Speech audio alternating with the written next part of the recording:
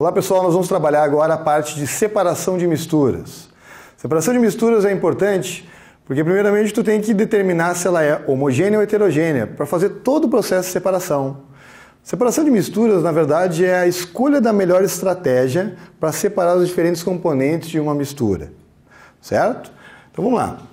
Primeira pergunta que tu deve fazer é em relação à mistura: se ela é homogênea ou heterogênea. Ou seja, se ela é homogênea é porque ela tem apenas uma fase, uma extensão, toda a extensão da mistura tem a mesma característica, a mesma densidade, não importando o trecho, o ponto da mistura que eu pegue para selecionar.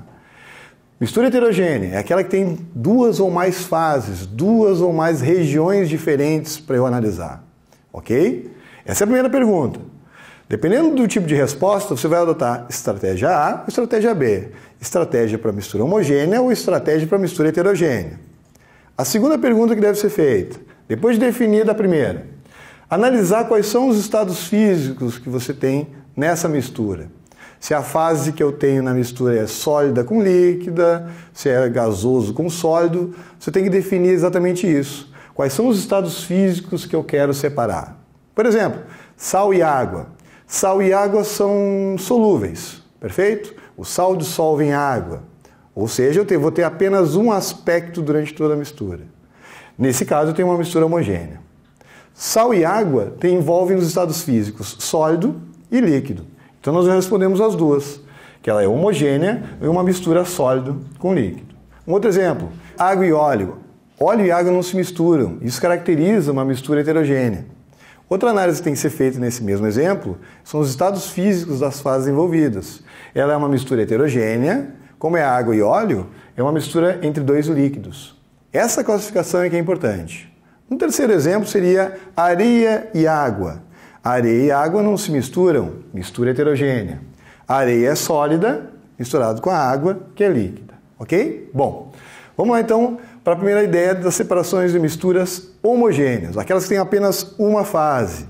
Um detalhe importante, mistura homogênea pode ser chamada também de solução. São sinônimos. E esse sinônimo solução, ele aparece direto nas questões de vestibular. Por quê? Porque ele quer justamente pegar no sinônimo de mistura homogênea. Ele quer saber se tu realmente sabe diferenciar uma solução de uma mistura heterogênea, ok? Vamos ver assim, nós temos que selecionar alguns métodos, no caso da mistura homogênea, que possam realmente separar as fases, principalmente as fases entre os dois componentes da mistura. Quer ver? Destilação simples, destilação fracionada e liquefação fracionada. Cuida do seguinte, vamos imaginar uma mistura, vamos começar pelo exemplo, é muito melhor assim. Água e sal, mistura homogênea entre sólido e líquido. Então, sempre que eu tiver uma mistura homogênea entre sólido e líquido, eu adoto a destilação simples, ok? Uma outra separação que eu vou mencionar daqui a pouquinho é a evaporação, guarda aí. Outro exemplo, petróleo. A maior parte do petróleo é a fração líquida com líquida que importa, né? É claro que no petróleo nós temos sólidos, nós temos gases, mas a maior parte do petróleo é o líquido com líquido. Então, falou em petróleo, mistura líquido com líquido e mistura homogênea. Sempre que eu tiver uma mistura líquido com líquido homogênea, eu uso a destilação fracionada. Terceiro exemplo, o ar. O ar que nós estamos trabalhando aqui é o ar filtrado, sem poeira, sem umidade. Filtrado. Ou seja, nós estamos analisando apenas a fração gasosa do ar atmosférico. Os dois principais gases que nós temos são gás nitrogênio e gás oxigênio. Moral da história, mistura homogênea entre gases, tu deve usar sempre a liquefação fracionada. Vamos ver aqui cada um deles. Por exemplo, destilação fracionada, só para recordar, líquido-líquido, mistura homogênea, é claro. Princípio do método de separação é a diferença do ponto de ebulição. O que é esse princípio do método? É no que nós estamos nos concentrando para separar uma substância da outra, ok? No caso, a diferença de ponto de ebulição no fracionamento do petróleo, na destilação do petróleo, é pela diferença de ponto de ebulição. E uma coisa importante também é analisar que numa torre de fracionamento como essa, a porção superior é a fração gasosa e a porção inferior é a fração sólida do petróleo. Claro que aqui no meio nós temos a porção líquida do petróleo. Só para exemplificar. Como é que eu vou lembrar disso? Esqueci no momento da questão quem fica em cima e quem fica embaixo. As moléculas gasosas são mais leves, elas conseguem chegar até o topo da torre. As moléculas sólidas são mais pesadas, ficam sempre na porção inferior da torre de destilação. O que isso significa? Que na fração superior nós temos menores pontos de ebulição, na fração inferior maiores pontos de ebulição. Alguns exemplos.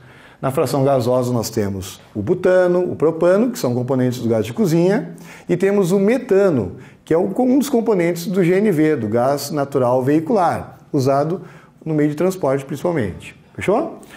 Fração líquida, gasolina, querosene, óleo combustível, óleo lubrificante. A fração líquida é a mais valiosa comercialmente em função do interesse comercial dessa fração. Claro, derivados de petróleo como gasolina, como querosene. E na fração sólida nós temos parafinas e principalmente a parte envolvendo asfalto. O asfalto é um derivado de petróleo.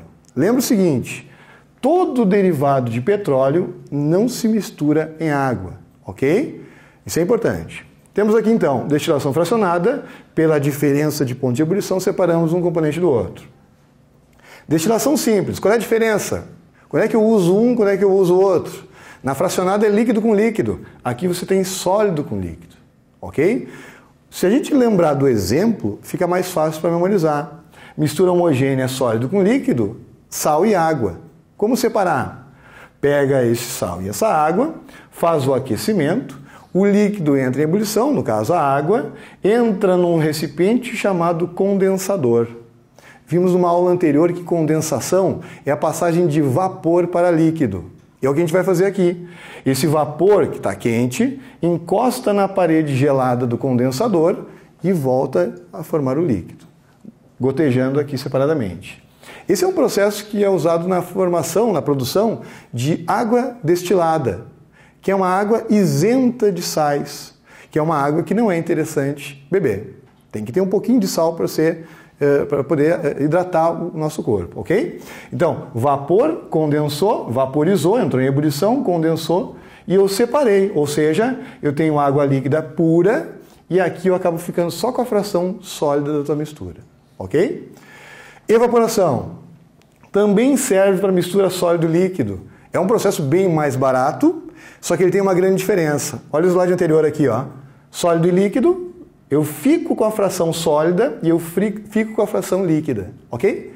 Agora olha só, na evaporação não, eu fico só com a fração sólida, porque quando eu deixo evaporar, a água vai para o meio ambiente e eu perco a fração líquida, ok? Fechou? Aqui é um perfil de um relevo onde nós temos a vaporização e se eu tiver a formação de nuvens, eu vou ter a formação de nuvens, é uma vaporização, a precipitação da chuva é uma condensação, ok? Aqui. Agora nós entramos na separação de misturas entre gases, certo? Gás com gás, ok? Nessa mistura gás com gás é um processo mais elaborado. Pegamos o ar atmosférico, filtramos, tiramos a poeira e tiramos a água líquida, deixamos só os dois gases principais. Uma atenção aqui, nitrogênio e oxigênio, o gás mais abundante é o nitrogênio, não o oxigênio. 70% aproximadamente nitrogênio, 22%, 23% de gás oxigênio. Nós respiramos mais nitrogênio do que oxigênio, tá ok? Dois gases misturados, mistura homogênea. Para separar esses dois gases é bem complicado, mas vamos pensar assim, ó. O que eu devo fazer para transformar dois gases em líquidos? Olha aqui, diminuição da temperatura. Lembra que no estado físico gasoso a agitação era maior, agora eu tenho uma agitação menor no estado físico líquido. Essa diminuição de agitação é feita pela diminuição da temperatura. Para ajudar eu posso até aumentar a pressão, comprimir, isso ajuda bastante, ok? Mas focando aqui, ó, diminuição da temperatura, transformo os dois em líquidos e depois, tendo uma mistura homogênea líquido-líquido, faço uma destilação fracionada. Liquefação fracionada é a mistura de dois processos. Liquefazer, transformar o gás em líquido e depois realizar a destilação fracionada, onde, por exemplo, o gás nitrogênio se transforma primeiramente nesse estado físico, ficando o oxigênio na forma líquida. Ou seja, a diferença de temperatura de ebulição determina a separação entre esses dois gases. Ok? Vimos aqui então o processo de separação de misturas homogêneas. Tá ok? Até a próxima aula. Tchau, tchau.